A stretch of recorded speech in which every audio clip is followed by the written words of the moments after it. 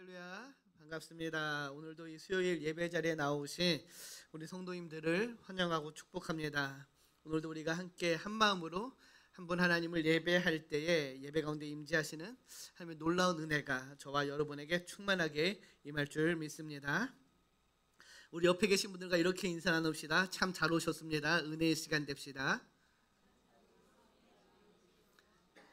아멘. 정말로 참 잘 오셨습니다. 이 자리를 지키시는 여러분이 복된 인생이요 복된 사람들인 줄 믿습니다. 계속해서 믿음이 깊어가는 가을 네 번째 시간으로 함께합니다. 지난 시간 누가복음 4장 말씀을 함께 나눴죠. 누가복음 4장에 기록된 예수님의 그 시험을 통해서 우리의 인생에 유혹이 시험이 닥쳐올 때 어떻게 승리해야 되는지를 함께 살펴봤었습니다. 광야에서 예수님께서 사탄에게 시험을 받죠. 총 3번의 시험을 받게 됩니다. 첫 번째 시험 어떤 시험이었나요? 바로 우리의 정체성을 흔드는 질문으로 시작하는 시험이었죠. 당신이 만일 하나님의 아들이어든 이 돌들을 떡으로 만들어서 그 배고픔을 해결하라라는 그 유혹이었습니다. 사랑하는 성도 여러분, 사탄 마귀의 제일 큰 공격은, 우리를 향한 공격은 바로 저와 여러분의 정체성을 흔드는 것이죠. 네가 하나님의 아들이라며, 당신이 하나님의 자녀라며 왜 그런 어려움이, 그런 문제가 지금 내 앞에 있냐라는 그런 마음의 소리가 우리 안에서 들려올 때가 있습니다. 내가 세상에서 갖고 있는 것들, 내가 세상에 이룬 것들을 갖고 사탄은 절대 공격하지 않습니다. 가장 근본적인 것을 공격을 하죠. 그 근본적인 문제는 바로 현실의 문제를 포기하는 것입니다. 하나님의 아들인데 왜 어려움이 있지? 왜 이런 고난이 있지? 그 현실의 문제를 더 크게 보임으로써 우리가 하나님의 자녀됨을 부인하게 하고 부정하게 만드는 것, 그것이 사탄의 주된 공격이죠. 그런데 사랑하는 성도 여러분, 우리가 기억해야 되는 것은 우리가 하나님의 자녀가 되었다라고 해서 우리의 삶에 고난이 없는 것은 아닙니다. 사도 바울의 삶을 보면 너무도 잘 알고 있죠. 하나님의 사도로서, 하나님의 자녀로서, 하나님의 백성으로서 하나님의 복음을 증거하는 그 사역을 너무도 훌륭하게 온전히 감당하였지만은 그의 인생을 돌아보면은 굴곡진 인생이었습니다. 험난한 길이었죠. 너무도 많은 모진 고통을 당하지 않았습니까? 그러나 우리가 기억해야 되는 것은 그런 삶의 연속일지라도, 비록 우리가 역경과 고난의 길을 걷고 있을지라도 우리가 하나님의 자녀이기 때문에, 저와 여러분이 하나님의 백성이기 때문에 우리 하나님은 그 길 가운데 선함으로 우리를 인도하신다라는 것이죠. 그 돌밭길을, 광야의 길을 축복의 길로 만드시는 분이 바로 저와 여러분의 하나님이십니다. 그래서 그 광야 길에 있을지라도 여러분 두려워하거나 낙담하지 마십시오. 우리 하나님께서는 그 길 가운데 합력하여 선을 이루어 나가시는 하나님이십니다. 또 두 번째 시험 무엇이었나요? 세상에 부와 영광을 준다라는 시험이었지요. 순간의 성공과 권력을 약속하는 그런 헛된 속임수의 시험이었습니다. 사랑하는 성도 여러분, 그러나 우리가 알아야 하는 것, 지금 사단이 예수님께 얘기하는 그 달콤한 약속은 영원한 가치가 없다라는 것이죠. 물질과 권력, 명예 같은 세상의 것들은 잠깐 빛날 수는 있지만은 결국 언젠가는 사라지게 됩니다. 그것들이 사라지지 않으면 내가 사라지게 되겠지, 언젠가는 죽음으로. 그래서 우리가 기억하는 것들은 그런 유혹 앞에 그것들이 영원하지 않다라는 것을 반드시 생각해야 되는 것입니다. 그러면 우리는 무엇을 붙잡아야 되나요? 바로 영원한 하나님 나라를 소망할 때에, 우리가 이 땅을 영원한 가치를 갖고 살아갈 때에 그런 세상의 유혹 속에서 우리는 승리하게 될 줄 믿습니다. 그리고 마지막 사탄의 시험은 하나님을 향한 신뢰에 대한 시험이었습니다. 네가 하나님의 아들이면 여기서 뛰어내려봐. 하나님께서 천사들을 보내서 너를 구원해 주실 거야. 하나님을 시험하죠. 그러나 사랑하는 성도 여러분, 우리 하나님은 시험의 대상이 아니라 신뢰할 믿음의 대상이 됩니다. 예수님께서는 이 사단의 모든 시험을 말씀으로, 하나님을 향한 그 믿음으로 이기셨습니다. 이것이 저와 여러분에게 주는 승리의 법칙입니다. 우리 역시 광야 같은 현실을 마주할 때가 있습니다. 경제적인 어려움이 있을 수 있고요. 세상에 유혹이 있을 수 있으며 또 관계에 어려움이 있을 수 있습니다. 그럴 때 우리가 좌절하거나 낙담하지 말고 붙잡아야 될 것은 바로 하나님의 말씀이며 우리의 정체성임을 믿으시기 바랍니다. 그럴 때 우리는 이 광야 같은 인생길에서도 하나님의 놀라운 은혜를 보게 될 줄 믿습니다. 바라기는 이 9월 우리의 이 믿음이 더 깊어지기를 주님의 이름으로 축복합니다. 그리고 오늘은 5번째 시간입니다. 누가복음 5장 말씀 너무도 잘 알고 있는 말씀인데요. 믿음은 순종이다라는 제목으로 좀 함께 말씀을 나누고자 합니다.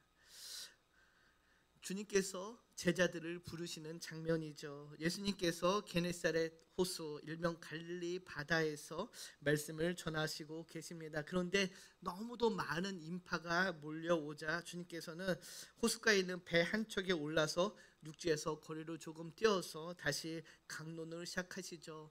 아마 해풍에 의해서 소리가 육지로 전달되어서 더 잘 전달되었을 것입니다. 이렇게 주님께서 배에서 사람들에게 말씀을 가르쳐 주십니다. 어떤 말씀이었을까요? 상상해 보는데 마태복음 4장 17절에 있는 이 말씀이 아닐까 생각합니다. 회개하라, 천국이 가까이 왔느니라. 하나님 나라에 대한 말씀을 전하셨을 것입니다. 하나님 나라, 새로 주님께서 오심으로 이 땅에 도래한 그 하나님 나라에 대해서 주님께서 말씀하시죠. 그 나라는 어떤 나라인가요? 그 나라는 가난한 자가 복되고 온유한 자가 복되며 애통하는 자가 복되는 나라이죠.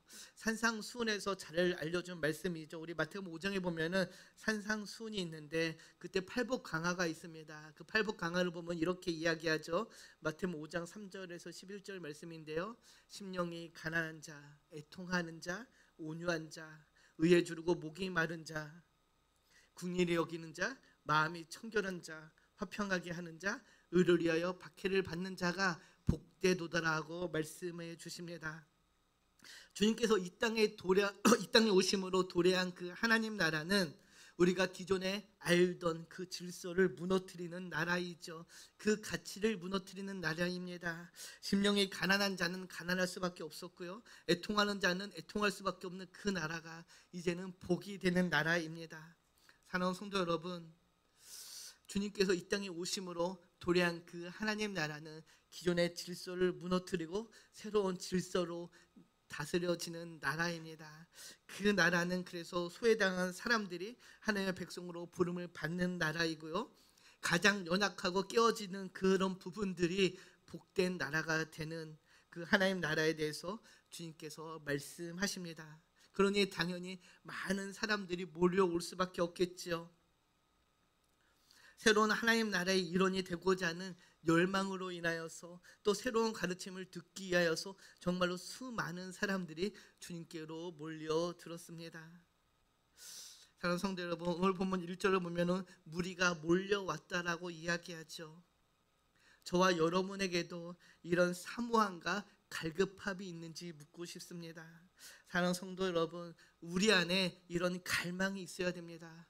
주님의 말씀을 향한 갈망, 주님의 말씀에 대한 갈급함이 있어서 그 말씀이 있는 자리를 찾아가시는 저와 여러분이 되기를 주님의 이름으로 축복합니다. 말씀이 있는 곳에 여러분 은혜가 있고요. 그 은혜가 있는 곳에 복이 있습니다. 복된 그 자리를 찾아가는 이 가을 되기를 소망합니다. 이렇게 많은 무리들에게 하나님 나라에 대한 강론을 맞추시고 주님께서 4절을 본 베드로에게 다음과 같이 말씀하시죠. 우리 같이 4절을 보겠습니다.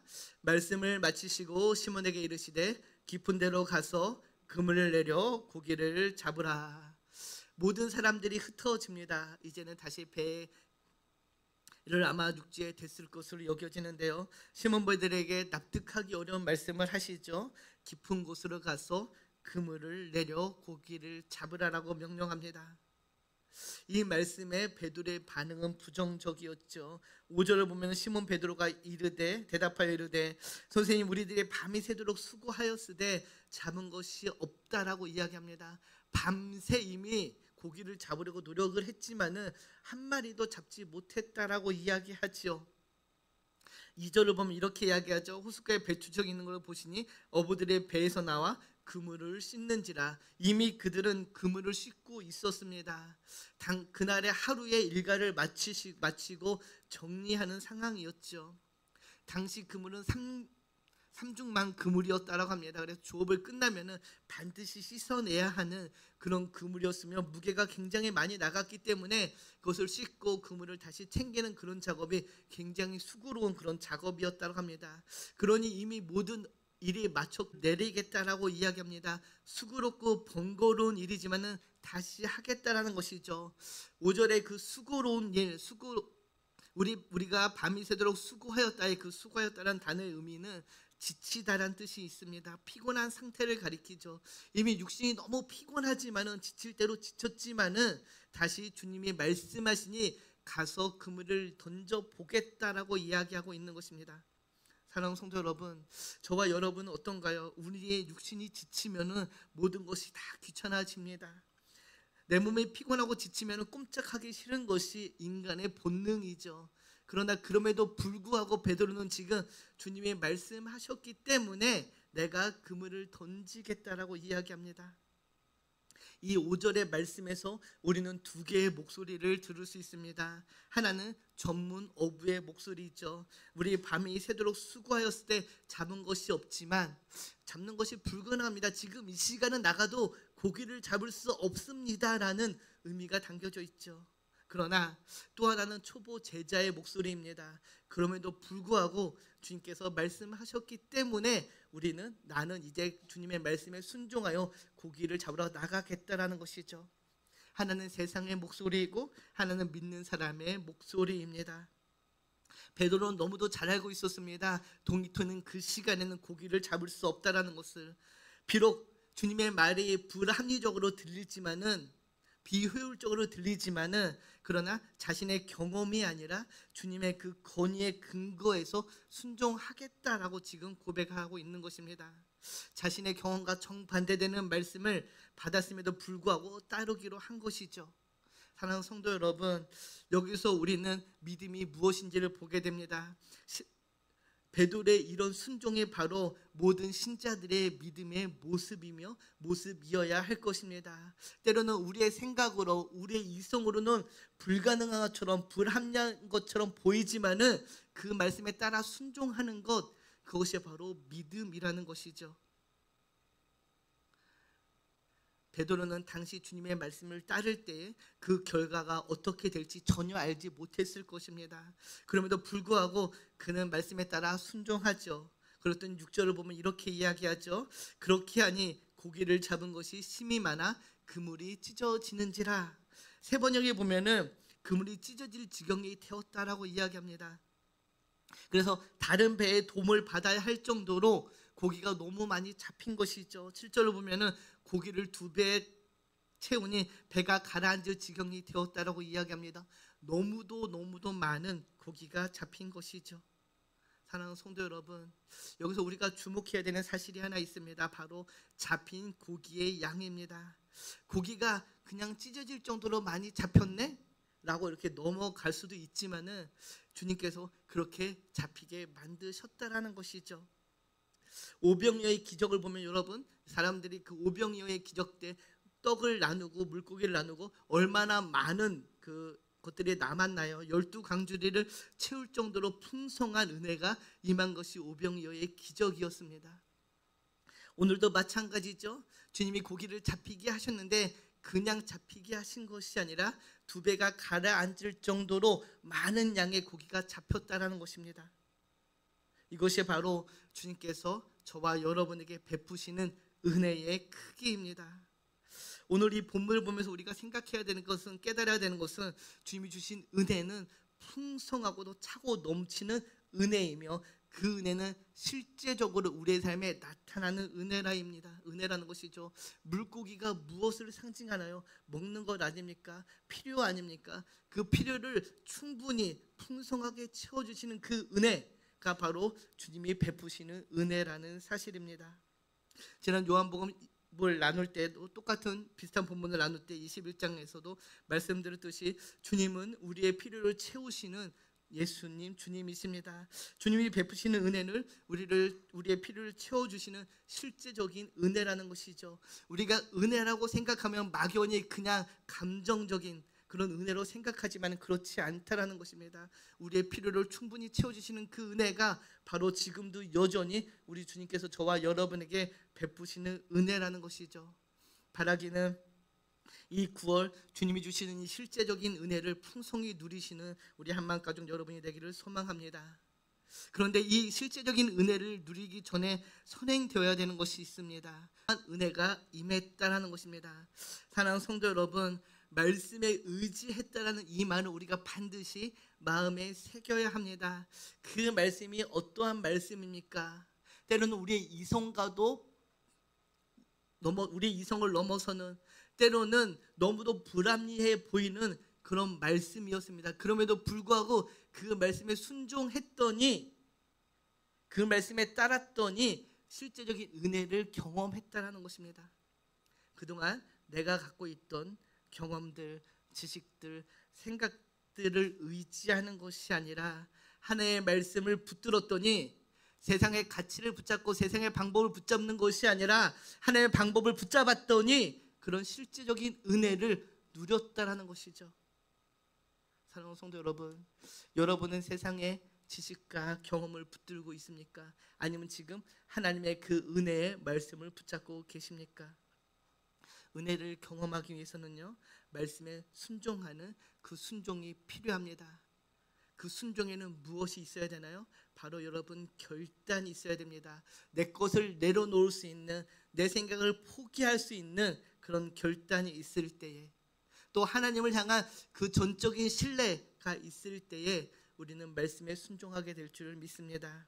바라기는 오늘 이 밤 혹시 아직도 세상의 가치와 세상 것들을 붙잡고 하나님의 말씀을 믿지 못해서 방황하고 계시다라면 이 밤 결단함으로 내려놓고 온전히 하나님의 말씀 붙잡고 나아가는 우리 한마음 가족 되기를 주님의 이름으로 축복합니다.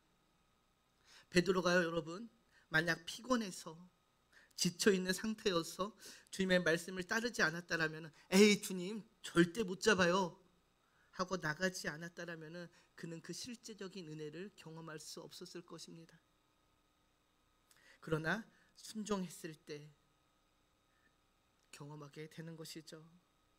사랑하는 성도 여러분, 믿음으로 순종하였기 때문에 그는 하나님의 말씀을 눈으로 보게 된 것입니다. 순종했을 때 하나님께서 나에게 이런 기적을 보여주시려고 그물을 던지라고 하셨구나 깨닫게 된 것이죠.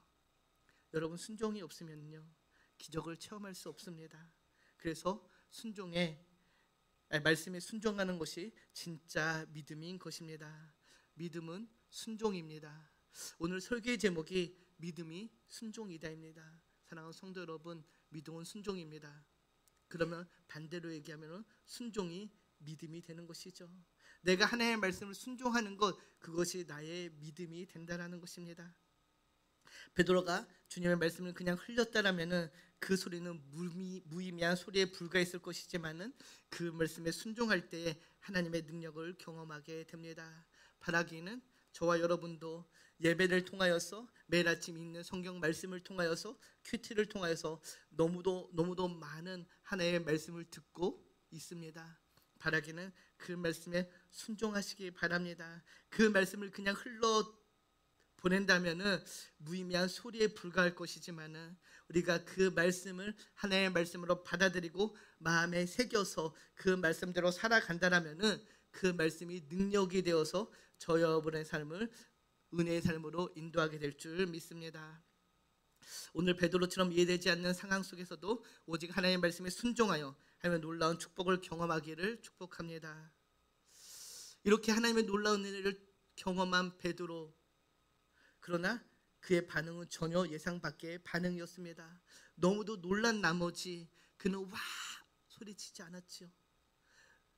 그 풍성한 고기를 잡았음에도 그는 전혀 기뻐하는 모습을 보이지 않습니다. 오히려 정반대의 모습을 보이죠. 오늘 보면 8절을 보면은 이렇게 이야기합니다. 우리 같이 읽겠습니다. 시몬 베드로가 이를 보고 예수의 무릎 아래 엎드려 이르되 주여 나를 떠나소서 나는 죄인이로소이다 하니. 아멘. 그의 반응이 무엇입니까? 주님 앞에 엎드려지는 것입니다. 그리고 주님, 나는 죄인입니다. 거룩하신 주님과 함께할 수 없는 나는 죄인입니다 라고 고백을 하지요. 베드로의 이 모습이 무엇을 알려주나요? 사랑하는 성도 여러분, 저와 여러분이 참 하나님 되시는 그분을 만나면은 우리 역시 내가 죄인임을 고백할 수밖에 없다라는 것입니다. 거룩하신 하나님을 보면은요, 거룩하신 하나님 우리가 만나면은 그 앞에 나는 설 수도 없는, 그래서 베드로처럼 엎드러질 수밖에 없는 그런 죄인임을 고백할 수밖에 없다라는 것이죠. 베드로가 주님의 은혜를 경험한 순간 자신이 죄인이었다는 사실을 고백하며 엎드려지게 됩니다.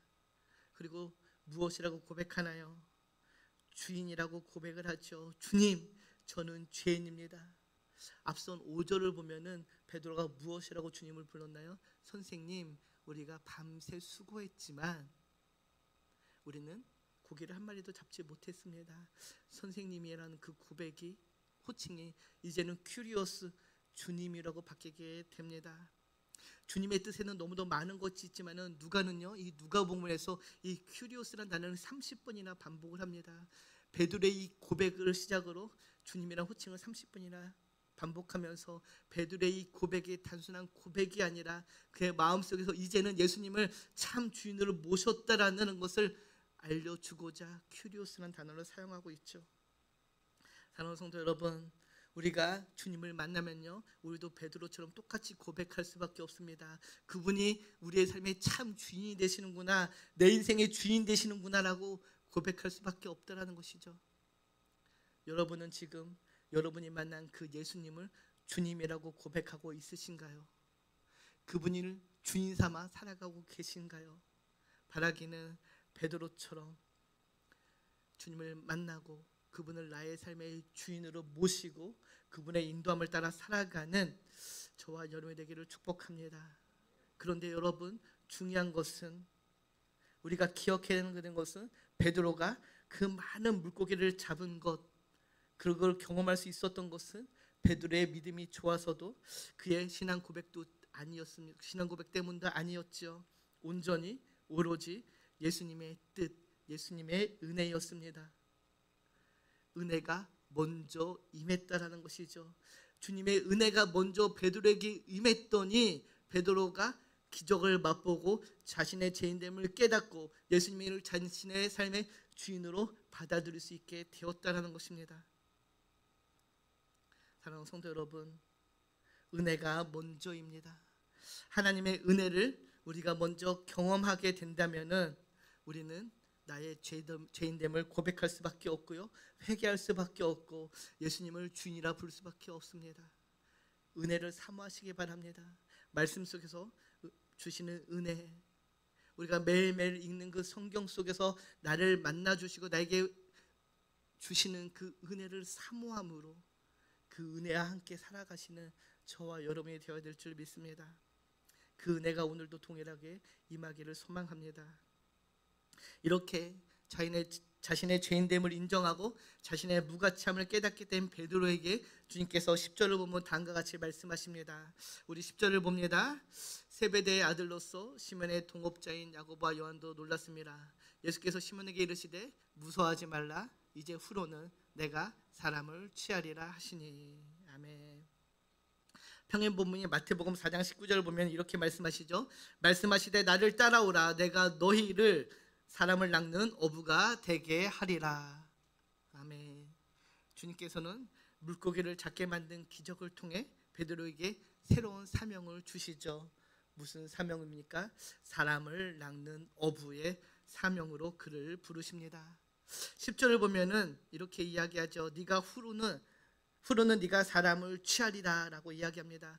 여러분 성경을 보시기 바랍니다. 성경을 보면 그 취하리리 앞에 숫자 1이 있습니다. 그리고 따라 내려가면 각주가 있죠. 성경을 보시면 각주가 뭐라고 되어 있나요? 사로 잡으리라 라고 되어 있습니다. 보이시나요? 각주. 성경을 보면 이런 각주들을 좀 찾아보면 성경을 조금 더 잘 이해하게 되는데요, 이 취하리다라고 번역된 헬라의 원문을 보면은 이런 뜻이 있습니다. 산채로 잡다, 생포하다, 또 하나의 의미가 생명을 돌려주다라는 뜻이 있습니다. 즉 사람을 취하는 일은 사람을 살리는 일, 생명을 돌려놓는 일이 된다라는 것이죠. 사랑하는 성도 여러분, 주님께서는 이제 베드로에게 사람을 살리는 사명, 생명을 살리는 사명을 부여하십니다. 이것이 제자들에게 주어진 사명이었습니다. 저와 여러분에게도 동일한 사명을 주셨습니다. 하나님께서, 우리 주님께서 저와 여러분을 부르신 이유 무엇입니까? 바로 생명을 살리는 일을 감당케 하려고 부르셨습니다. 나의 생명을 살리셨듯이 이제는 나의 오이코스들, 또 나의 이웃들, 나의 친지들, 나의 가족들의 생명을 살리고자 주님을 모르시는 그 사람들의 생명을 살리는 그 사명을 저와 여러분에게 주셨다라는 것입니다. 제가 오늘 4사분기 저희 현수막을 만들었는데요. 오이코스 선포식이 있고요. 이제 오이코스가 11월 달에 있습니다. 초청일이. 바라기는 이 사람을 살리는 이 사명, 생명을 살리는 이 사명을 기쁨으로 감당하는 저와 여러분이 되기를, 우리 한마음교회 되기를 소망합니다. 이렇게 주님의 부르심에 베드로는 즉각적으로 반응하지요. 누가복음 5장 11절, 오늘 보면 11절 마지막 절을 보면 이렇게 이야기합니다. 그들이 베드로를 육지에 대고 모든 것을 버려두고 예수를 따르니라. 우리 같이 한번 읽을까요? 그들이 베드로를 육지에 대고 모든 것을 버려두고 예수를 따르니라. 아멘. 주님의 그 말씀에 나를 따르라. 내가 이제 너를 사람을 낚는, 사람을 취하는 어부가 되게 할 것이다라는 그 주님의 부르심에 베드로는 주저하지 않고 순종함으로 따라가게 됩니다. 베드로뿐만 아니냐 그의 동료 야고보와 요한도 주님의 그 부르심에 모든 것을 버려두고 주님을 따릅니다. 주님의 부르시는 말씀에 지체할 이유가 없었다라는 것이죠. 생각해 볼 필요도 없었다라는 것입니다. 어떻게 그들은 주님의 그 부르심에 따랐을까요? 주님께서 그들에게 어떠한 말씀도 주지 않았습니다. 제자도에 대해, 제자도의 삶에 대해 그들에게 어떤 말씀도 하지 않았지만은 그들은 주저하지 않고 따랐습니다. 어떻게요? 주님을 받기 때문입니다. 다른 게 필요 없죠. 우리 주님을 만나면은, 주님을 보면은 따르게 된다라는 것입니다. 사랑하는 성도 여러분, 주님을 만나셨습니까? 여러분 정말로 인격적으로 주님을 만나셨습니까? 그래서 그분과 깊은 교제의 시간을 갖고 계신가요? 그러면은 우리는 이 믿음의 길을 기쁨으로 걸어갈 수 있다라는 것입니다. 그런데 대부분의 사람들이 주님의 이 부르심에, 초청에 바로 반응하지 못합니다. 너무도 다양한 이유로 거절을 하지요. 베드로에게, 주님께서 베드로에게 말씀하셨을 때 베드로가 주님을 정말로 알아보지 못했다라면은, 주님 제가 이 잡은 물고기 좀 다 팔고 따라갈게요 라고 말하지 않았을까요? 지금 너무도 바쁩니다. 주님 나중에 조금 한가해지면 따라갈게요. 주님 이번에 승진을 하는데 제가 이번에 승진만 되면은 이제는 따라가겠습니다. 수많은 이유와 핑계로 우리가 주님의 부르심에 순종하지 못하고 무늬만 크리스천으로 혹시 살아가고 있지 않는지 여러분 돌아보시기 바랍니다. 믿음은 부르심에 즉각적으로 반응하여 그 부르심에 따라가는 것입니다. 믿음이 있다라면요 따라갈 수밖에 없다라는 것이죠. 우리 안에 참 믿음이 있으면 우리는 주님의 부르심에 순종함으로 이 믿음의 길을 걸어가는 것입니다. 사랑하는 성도 여러분, 주님께서는 저와 여러분에게 많은 것을 요구하지 않으십니다. 또 어려운 것도 요구하지 않으십니다. 아주 조심스럽게 한 걸음 한 걸음 나아가기를 원하시죠. 주님께서 보여주신 그 길을 한 걸음씩 한 걸음씩 따라오기를 원하시는 것, 그것이 바로 주님의 부르심입니다. 근데 그 부르심의 길에 우리가 반드시 해야 될 것이 하나 있습니다. 바로 나의 것을 등지는 것이죠. 우리가 주님을 따라간다는 것은요 여러분, 나의 것을 등지는 삶입니다. 그동안 내가 귀하게 여겼던 것들, 그동안 내가 너무도 가치 있게 여겼던 것들을 내려놓고 포기하고 주님을 따라가는 것이죠. 너무도 쉬워 보이지만은 또 너무도 어려운 길이 바로 주님을 따라가는 길입니다. 그런데 우리는 주님을 따라가는 길을 너무도 거창하게 생각해서 힘들어할 때가 있습니다. 그러나 나를 내려놓고 나를 포기하면은 우리는 조금 더 주님과 동행하는 그 은혜를 누리게 될 줄 믿습니다. 이제 말씀을 마칩니다. 사랑하는 성도 여러분, 예수님을 따른다는 것은요, 우리가 믿음으로 순종한다는 것은 나를 내려놓고 포기하고 나의 자아를 그분께 내어 드리는 것입니다. 그리고 그분이 우리에게 보여주신 그 사랑을 갖고 따라가는 것이죠. 그 사랑에 젖어서 따라가는 것입니다. 때로는 결단이 필요하고 때로는 포기도 필요합니다. 그러나 주님께서 오늘 저와 여러분에게 동일하게 말씀하십니다. 나를 따르라. 사랑하는 성도 여러분, 나를 따르라라는 그 주님의 부르심에 아멘으로 순종하며 기쁨으로 나아가는 우리 모두가 되기를 축복합니다. 우리 찬양하고 함께 잠깐 합심으로 기도합시다. 전능하신 나의 주 하나님, 우리 함께 찬양합시다.